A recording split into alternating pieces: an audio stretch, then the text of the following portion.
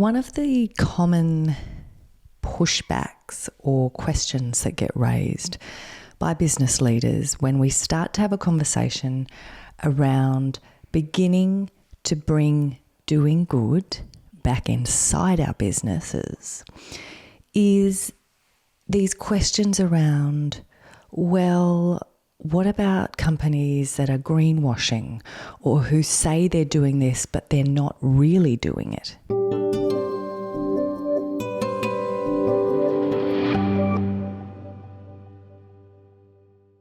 Here's the thing.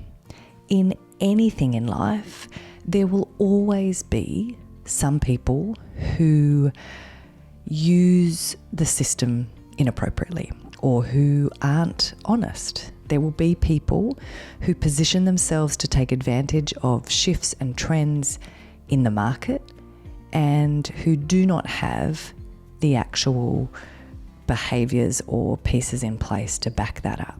But I would say to you, are you really going to make your decisions or behave based on whether or not someone else is doing the right thing?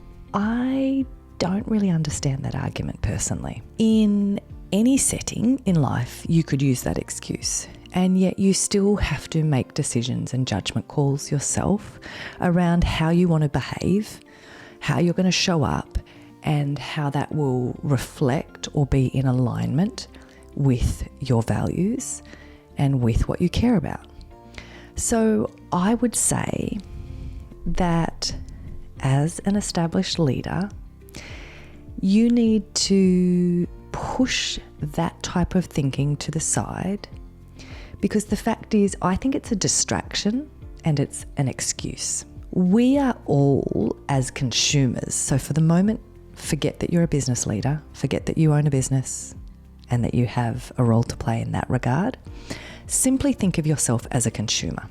So with every business that you are purchasing from, whether that's things as simple as, household items, whether that is your clothing, whether that is services that you're buying from other businesses.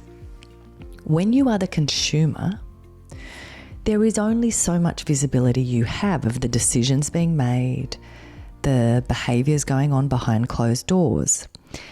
And so it is not possible for us as consumers to fully know the ins and outs of what's going on in every business. And so there is an element of trust. There is an element of us needing to decide, am I comfortable with this business? Do I believe what they're telling me? And then at some point you have to just make a decision and either buy from that company or not. And if we as consumers are left in a position where we have to go into the minute details of every decision and every behaviour of each company we're interacting with, nothing's going to change, because it would just not be humanly possible. Even for those of us who are like me and are creatures of habit and have very particular things we like and don't like, products or brands that we buy or don't buy, even for those of us in that category, it's actually really difficult to get across such a broad spectrum or big group of different companies, products, services, etc. And so when you shift and you think about it from that consumer perspective and think about in your own life the fact that you cannot get your head around all of those aspects as a consumer, then come back to the situation where if each business owner, each business leader simply took responsibility for the decisions, the practices, the behaviours that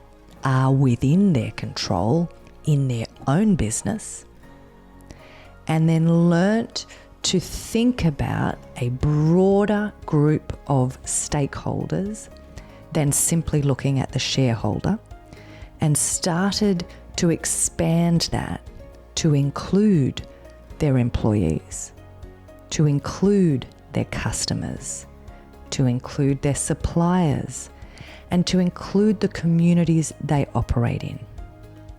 If each business owner was doing that and then communicating to those different stakeholders about their practices, about their behaviours, their decisions, and was sharing with those stakeholders the results of that, the areas where it was working well and the great stories of positive impact, as well as being transparent about the areas where there was need for growth and change and what they were doing about that.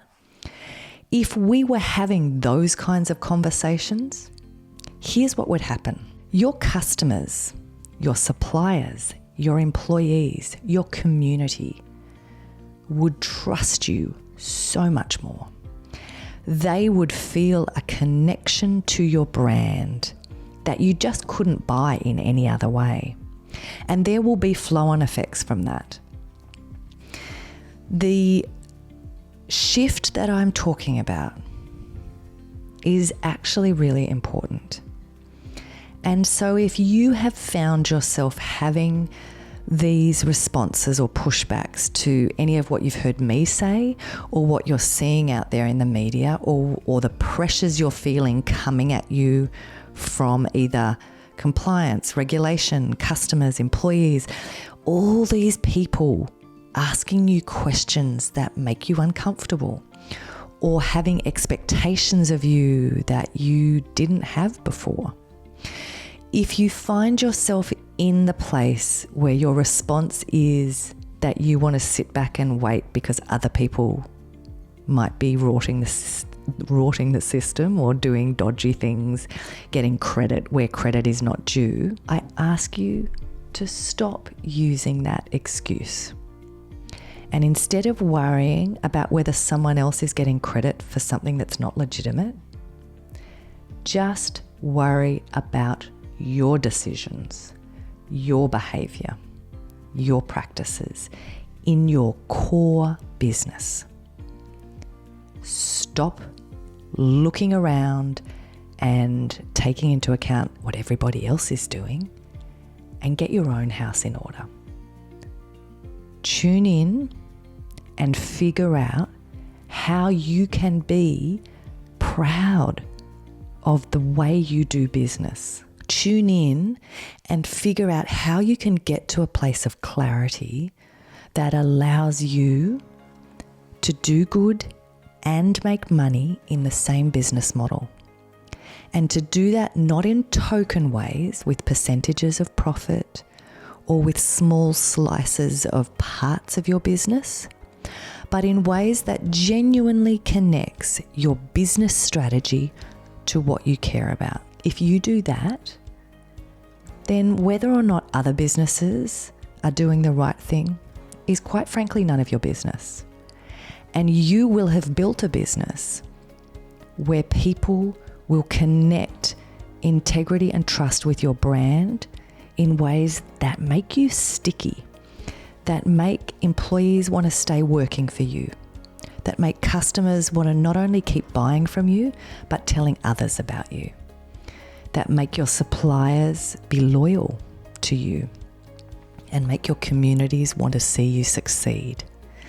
And that is the kind of win-win that will give you a competitive edge you cannot match.